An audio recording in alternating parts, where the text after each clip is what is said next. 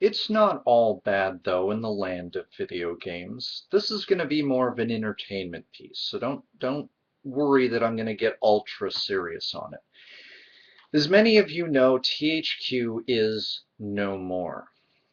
And to be honest with you, with one of the properties that is going to be talked about in this piece, I'm glad. No, I'm serious. I don't like the idea of studios closing. I don't like the idea of people losing their jobs. I really don't. Even if what I'm advocating as far as a video game crash of the 2000s would cost quite a lot of people jobs they could probably, though, reacquire in a neo gaming world where games are built for the consumers, not for the amusements of the studios to basically thrust upon us and then act like we're ungrateful when they hand us a broken game. Next, Saints Row Metro and Metro Game will be, quote, faithful to their franchises, says new owners. Koch Media owns publisher Deep Silver. But I digress.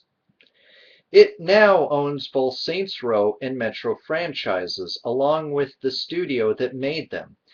Fans have every right to be cautious about the management change, while the coach said that in a media press release earlier today, it will, quote, roll out future plans for each franchise in coming months.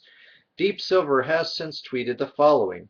We're so excited to be cooperating with at Violation Inc. and 4A Games on the future of Saints Row and Metro that is faithful to their franchises. If they're serious, then great. This is what I wanted, because what I didn't like is what THQ was talking about. THQ was deciding that they wanted to take the charm, the witticisms, and the cartoonish nature of Saints Row out of Saints Row. And they wanted to make it something that's a more serious clone of Grand Theft Auto 3, of Grand Theft Auto. And I don't want that. I play Grand Theft Auto for Grand Theft Auto and what their teams and studios bring to the table. I play Saints Row, especially Saints Row 2, which I recommend way more than Saints Row 3, by the way. It has better storyline, much more fleshed out situations there, and you got a transgendered character, which they don't try to push it, but I think, to be honest with you, I think that was an awesome idea to put in on their part. I really had many action and cinematic feel to the game with Saints Row 2 than I ever felt with 3. Not that I'm saying 3 is not fun, but compared to 2, 3 is not 2. Not by a long shot. But it was still fun. There was still greatness to 3 that I really seriously enjoyed on a much broader level than I did with some aspects of 2. But 2 just still outshines it in almost every category.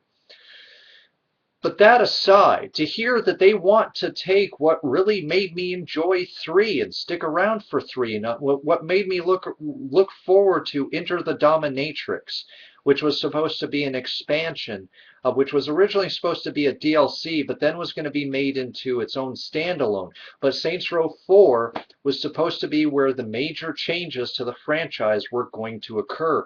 And I'm going, why? I don't buy you Saints Row to be Grand Theft Auto. I buy Grand Theft Auto to be Grand Theft Auto. I buy Saints Row to be Saints Row because Saints Row took the series into places that Grand Theft Auto frankly wouldn't. And frankly, that Grand Theft Auto doesn't need to. Both these games need to be who they are. Implementations, changing, and realizations of certain things, that's fine. And to a degree, a little more seriousness in Saints Row wouldn't have hurt it too bad. Because that's what I loved about 2. I mean, I'll say it, spoiler alert, so I don't get people pissed off at me, but I got Saints Row 2 for free digitally on my PlayStation 3 for being somebody who bought and pre-ordered Saints Row the Third. Well, or as well as for purchasing it within the first week, you got the game for free. It was a gift from THQ, and thank you, THQ, by the way. Although, in a way, my dream turned into a nightmare when I realized how much better Saints Row 2 was to 3, but I digress.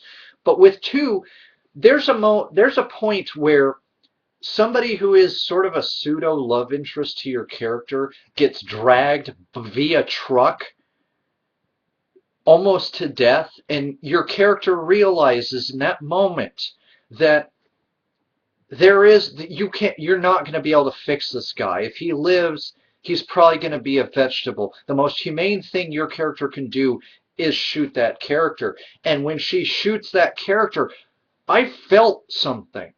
And I don't normally feel things with games, but with that in many moments in Saints Row 2, the game had impact, lasting impact. And it almost has the better soundtrack, by the way, with their licensed music. But, three's soundtrack's nothing to sneeze at. A lot of great tracks on that. A lot of fun there. But they wanted to take away the fun. They wanted to take away the raunch. They didn't want to just serious it up a little bit as far as Saints Row 4. They wanted to make it something where you're playing it straight. I don't go to Saints Row to play it straight.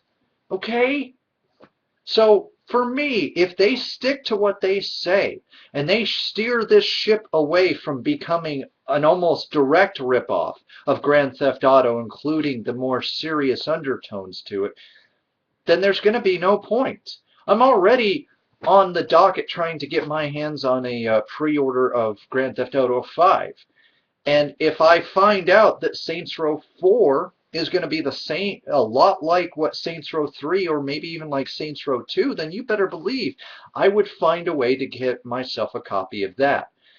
But then we have the lunacy that is all of this stuff with this legislation in Congress trying to be pushed through, these purity groups trying to get video games banned or trying to hold game burnings, or everybody's lost their mind. So in a way, this may be too late anyways. There may be nothing to this because there may be nothing that will become of it. By the time the game gets in full gear, we could have a completely changing industry where we don't get to walk around smacking random pedestrians or people in mascot costumes around with a giant oversized purple dildo bat. Is that game in great taste? No, but so what? This is one of the few times when that's what's the strength of Saints Row. And THQ was saying that they wanted to take that out. And I'm going, why? What did it ever do to you? If anything, it's why people can't have trouble rating your games low because of the fact that they're a GTA clone. But that's my 2 cents on it. I'm glad that the new owners are talking about keeping the franchise true to its roots. Please, please. I know I don't like you too much, Deep Silver, because you screwed me on one game, and you may screw me again with Dead Island. The new sequel to Dead Island. But I'm giving you a shot. And if you prove yourself with this new game and you prove yourself with Saints Row, then hey, you know what? I'm willing to forgive and forget, and I don't do that often.